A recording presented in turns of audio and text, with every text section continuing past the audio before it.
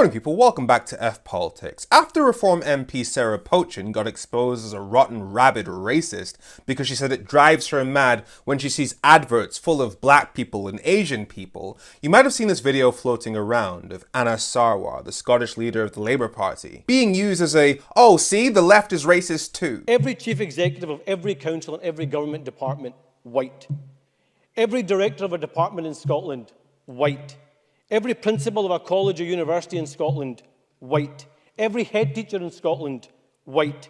Every chair of a public sector body in Scotland, white. Every High Court judge in Scotland, white. Every prison governor in Scotland, white. Every editor of a news organisation in Scotland, white. Why?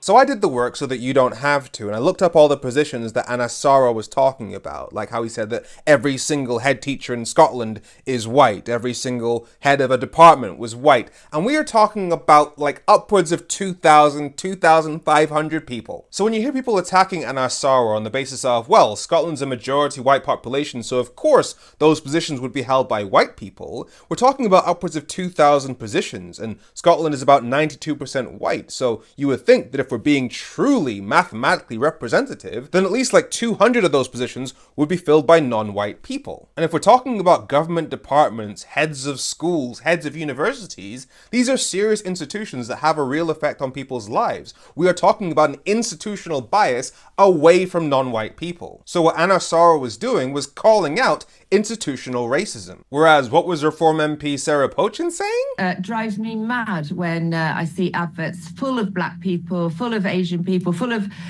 people that basically are anything what's wrong other with that, than Sarah? white. And let's be clear, these are adverts. These aren't people making real decisions about the democracy of our country or deciding who gets expelled or who doesn't. This is simply about the color of the faces that you see on TV. And she has an aversion to seeing too many black and brown faces. That is the definition of racism. Anas Sarwar was trying to make sure that black and brown people in Scotland have at least some people in positions of authority who understand the experiences of black and brown people. Sarah Pochin was trying to make sure there aren't any black families in the John Lewis Christmas ad. To suggest that these two things are the same is madness. And it's not just with Anas Sarwar and Hamza Yusuf where the right will point to examples of us complaining about there being just white people in positions of power, but the right will also point to examples where certain job roles are only advertised towards non-white people. And they'll act as if that somehow proves that racism doesn't exist, or worse still, that anti-racism is the major crisis facing the UK. So when you see a reform supporter make this argument, your job is to tell them to zoom out, because yes,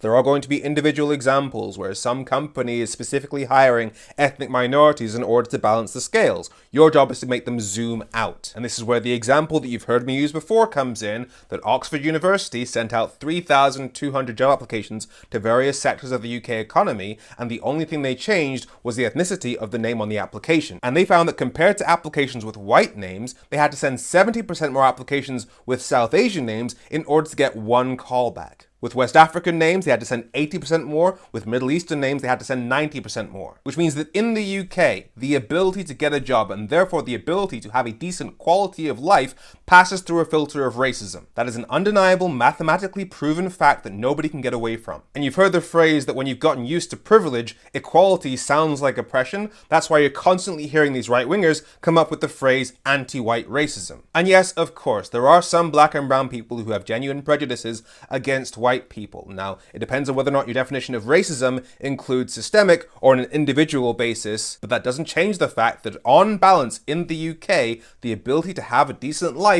passes through a filter of racism. Individual anecdotes don't change that fact. And the thing with Sarah Pochin and seeing black and brown faces in adverts is she's supposed to be a right-winger. They're supposed to understand capitalism. You think advertising companies are prioritizing racial justice? No. They're prioritizing whatever will sell their product the fastest. Which means that Sarah Pochin might not like seeing black and brown faces on her TV, but clearly UK consumers do. I'm Femi. Make sure you follow F Politics so Politics doesn't F you. Have a great week.